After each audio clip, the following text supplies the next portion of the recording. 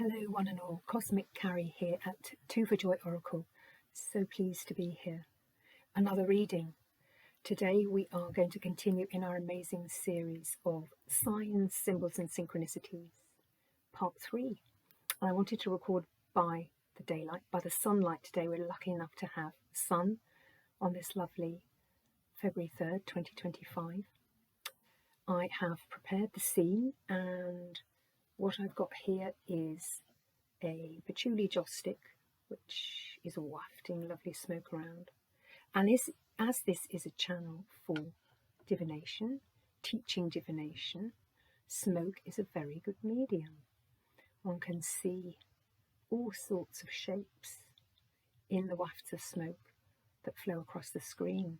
So it's a bit of a sort of a practice for you to see if you can catch anything, and if you can divine anything, scry anything from the flame, not from the flames, but from the smoke that is billowing across and purifying the scene. I will move it out of the way in a moment, just so it doesn't obscure the objects and the things I want to show. So glad you could take time to be here again with me today. So part 3, let's crack right on. I'm going to start today by talking about the number 7. Now, number 7 is a special number for me, and it may be, I'm sure, for many, many viewers out there. It's a very special number anyway, but I'm going to just talk to you about why it's special for me, and I'm just going to deliberate a little bit on that. So 7 for me was something I didn't realise until a little bit later in life, just how special 7 was. The house I grew up in Buckinghamshire, UK, was number 7. So that held importance for me. And other junctures, using 7, understanding, reading 7 for me in my life. So my birthday is the 16th of November. 6 and 1 is 7. There we have another 7. Pertaining to me particularly, 7. Also, thinking about when I was 7, and we can also multiply that and say 7, 14, 21, 28, blah, blah, blah. We got the very important aspect in the family of a dog. My beautiful, well, it's my sister's dog, Jason, arrived in our family when I was 7. And he was a very important soul in my childhood and my growing up. So we can see 7 is repeating, but we can see generally that 7 holds great importance in other areas generally in the world. 7 days of the week. And 7 chakras. I will talk more about those at some point. And today I'm wearing my little chakra bracelet that I'm not sure you can see, with the 7 little colours pertaining to each chakra from root to crown. So for me, 7 has really a big significance, so much so that I do have a little tattoo there. It's literally etched on me. So important is the number 7 for Cosmic Carrie. We've got other things that link to 7 oceans of the world, and I could go on. There are many, many more, but you will have special numbers for you, and indeed 7 could be one. But find out what they are. You may already know what they are. And so when this number occurs in your life, we're looking at the meaning behind that. So for me, 7 was really important and has remained a key number for me, for my development, particularly on my spiritual path in this life. And I really value that I know that. It's very important to me. When we take that number 7, just one number, and there are other special numbers for me, but I'm just looking at 7 today, and look at the tarot decks, we have the Major Arcana. Now, Major Arcana, as many of you will know, signify bigger changes in life, things that are changing, whereas the Minor Arcana is the sort of the daily grind, the day-to-day stuff. It's giving us information about that. But Major Arcana is big jobs, meaning big changes. Now, when we look at the number 7 in the major arcana, we have, and I have one here readily prepared because this was my card that I carried with me and in my diary all of last year, the Chariot, as you will know. So I'm just going to show you that. This is from Kim Kranz and her beautiful deck. I'll put the link to this deck in the description box below. So here we have the beautiful horse, number 7. And when we look at the major arcana, we see the horse. Incidentally, I was born in the year of the horse in the Chinese calendar. Fire horse, to be exact. So horse is also relevant for me. So lots of synchronicities going on here with the number 7 in the major arcana. So the major arcana in Kim Kranz's deck tells us the Chariot, overcoming challenges, victory, strength, willpower, success and action, exclamation mark. So this was the card that I carried with me last year. How did I know that that was the card for last year? Well, like many of you do, I used a tarot deck, shuffled the deck very well. One flew out and that was going to be my number for 2024. That was the Chariot. So I knew it was going to be a big year, important year, and indeed it was. Lots of changes, some challenges, which is the way of us and our human life, is it not? Some joys, some challenges. But it was fairly spot on, actually. And I actually loved this card so much, I laminated it and carried it around in my diary all year round, so that I felt the luck emanating from this card throughout the whole year. Now, we are about to move into the next new Chinese year. I'm not quite sure exactly when it is, but it's in February. I've already got my card. In fact, it's 2 cards that flew out this year for me. Very, very big ones and very important ones. So I'm very excited. I won't tell you about those here. I'll tell you about those at another point. So I wanted to just talk to you about the number 7. I'm just going to move the joss stick behind the camera now so that we can not block the view, because I'm going to need to show you some more things. So when these numbers come to us, they bring meaning, and it doesn't mean, well, it means what you think it means in that sense. So I'm saying be guided by your intuition about what these powerful numbers in your life mean. And number 7 is probably for me the top number. As I say, other numbers are important for me, but number 7 is like the top one. And I wanted to share that with you today to just give you a flavour, to help you step on your way to find out what your special numbers are when we're looking at numbers in relation to signs, symbols and synchronicities. Okay, so let's move on to objects. When we're looking at signs, symbols and synchronicities, objects are relevant. Many objects may come to us repeatedly. We may notice, as I've said before in this space, different shapes in the sticks or in the clouds. You know, we can read into any part of the earth or our surroundings, and it's what steps out, grabs our attention. There's meaning in that. And it's not that we're necessarily going out and looking and hunting for these things. In fact, it's generally not like that. It tends to be that we go about our daily business and our life, and these objects just repeatedly show up time after time after time. We sort of scratch our head and think, oh, this is funny. Something's trying to give me a message here. Of course, it's the universe. It's the cosmos. It's the divine communicating with us through signs, symbols and synchronicities like numbers. So the object I'm going to share with you today is the owl stone. When you look at the thumbnail for this video of part 3, signs, symbols and synchronicities, you'll see there's a picture of 3 little owl stones. Now these follow me through life, but particularly in the last 8-9 years, since we lived here in South Somerset as well. So I'll just show those to you, but there's a picture of all 3 together, as I say in the thumbnail. And they really found their way, you know, right to me. I was gardening or I was doing something, walking along the street or whatever it was, and out popped this owl stone. So this is the first one. Let's see if I can try and get it away from the glare. Ooh, so beautifully sunny. today. There we are.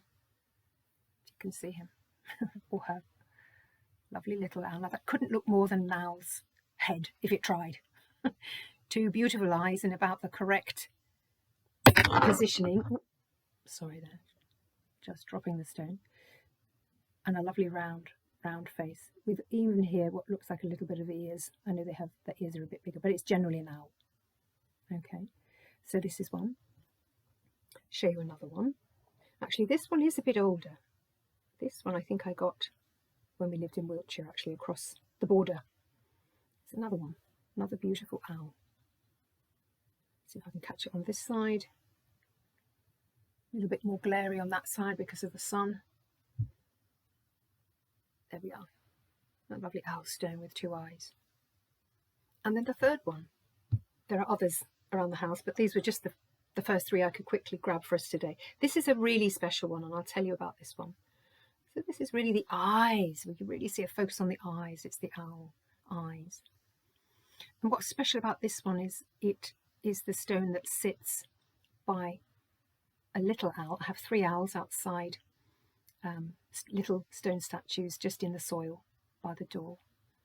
And they represent family members. But this is the owl that is by the littlest owl, which is the owl for Bee, my darling Bee, in the picture there, who passed away in 2023.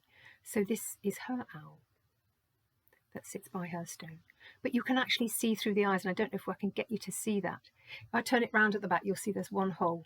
And I think you can see the light there. But what's fascinating is that one hole equates to both of those holes at the front of the owl face being able to see. I'm not sure you'll be able to catch it. You can see one a little bit there. And if I can semi-skillfully do it, I think you can just about see there. But that's fascinating for me. So not only is this about the eyes of the owl, but each of them sees. That's quite rare in a stone, in a find. So what does it all mean? What does it mean that Cosmic Carrie finds owl stones, that they're presented to her in her life as she goes about her daily business? Well, let's look at the wider meaning of owls. Owls represent wisdom. They're birds of prey. They hunt. But the wisdom aspect, and particularly that last stone that I showed you, with really focusing on the eyes. It's mostly eyes. And actually owls really are mostly eyes. Of course, they're nocturnal and they hunt at night. But they have a great range of vision.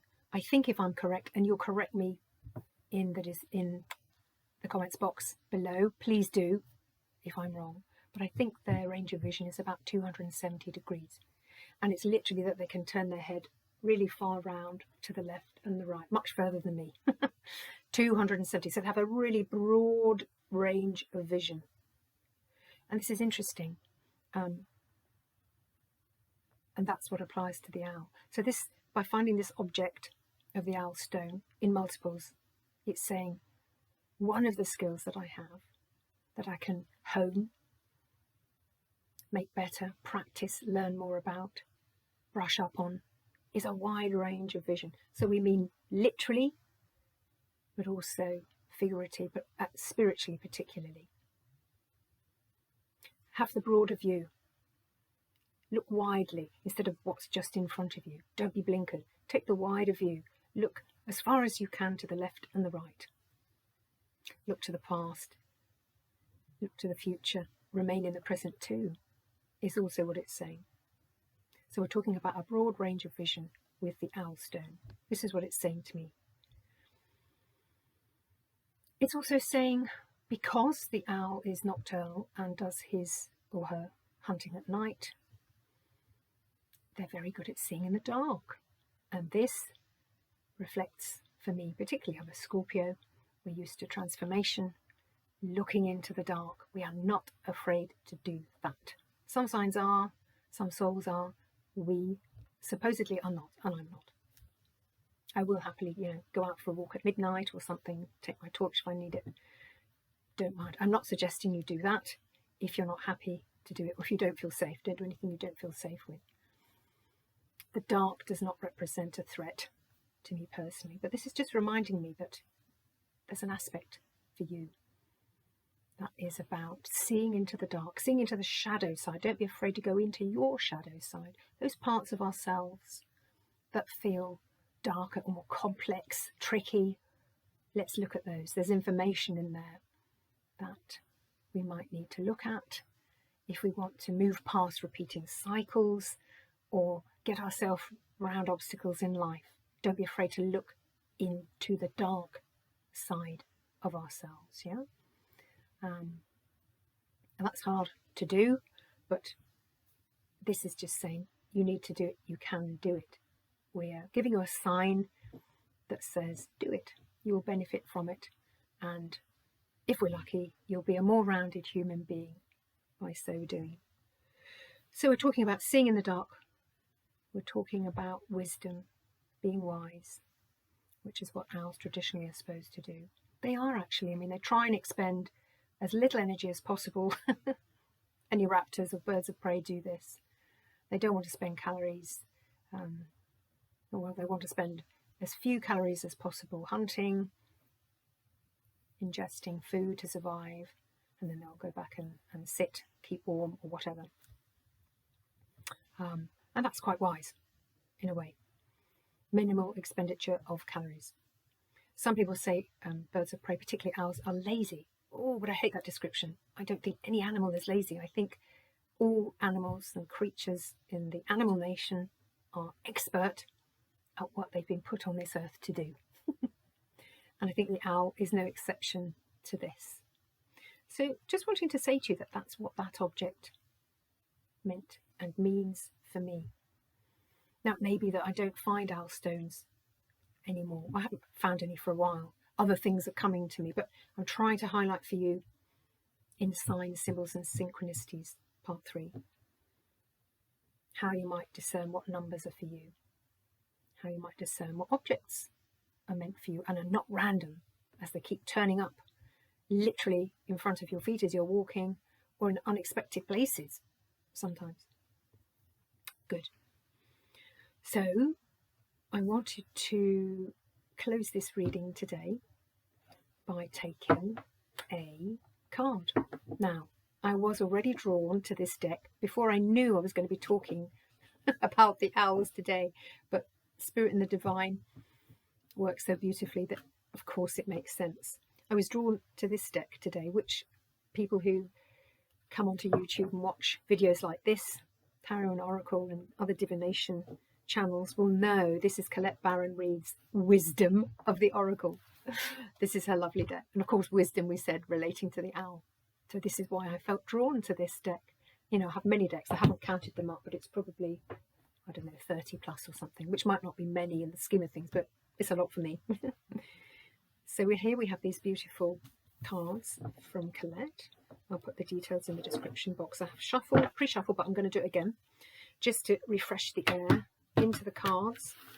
And let's see what Spirit, can we have an additional card for this wonderful Part 3, Signs, Symbols and Synchronicities, for my wonderful Cosmic Collective on Two for Joy Oracle on this lovely auspicious sunny February day, February the 3rd, 2025.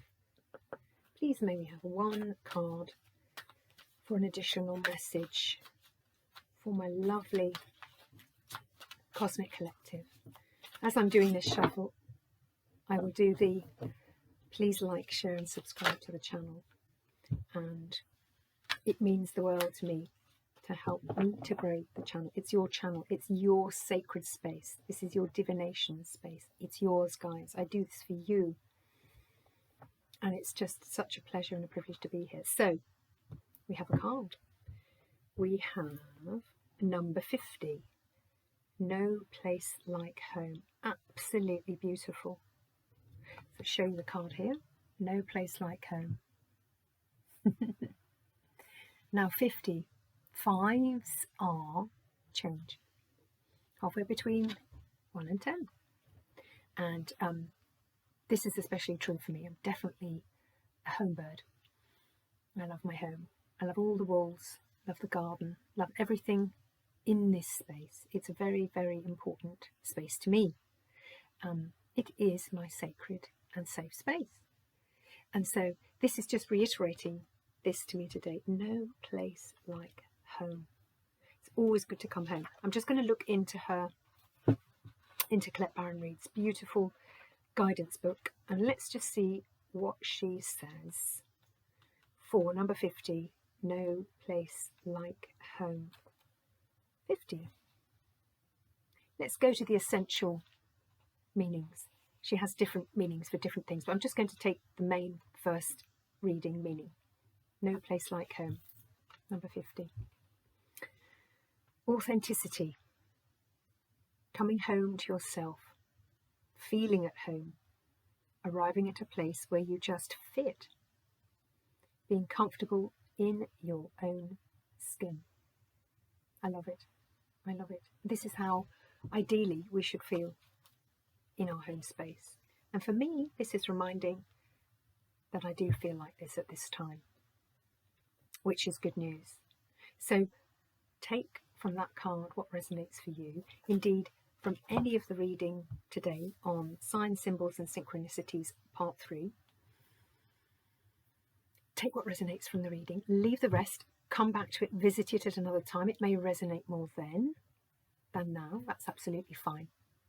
Please like, share, subscribe, press the notification bell. It's a pleasure to be here and read for you. A couple of other notices before I close, and it's these. I am going to be doing later this week, possibly towards the end of the week, today we're Monday, a pick a card reading. I'm not sure what kind of pick a card reading. It may be pick an angel reading at this point, I'm not sure. And I will at some point be opening up personal readings, which will be, I'll put those in the description box, or if you go to the Two for Joy Oracle page, there will be information about that there. So I'm going to start that fairly soon, possibly in February, just depends on timings. If not February, then March, but it will be springtime, definitely. So if anyone feels they would like anything, a personal reading, and I'll put on the kinds of things I'm going to be offering, I would be delighted and honoured to read for you. So all that remains for me to do today is to say again, thank you for being here. Tell friends and family about this space. And I hope to do another reading, as I say, later in the week. Not quite sure when it will be. There will be another one. So I look forward to seeing you then. Have a really lovely week, and sending you love, light and blessings in this early February. Have a good week, and I'll see you in a couple of days' time. Bye, my friends.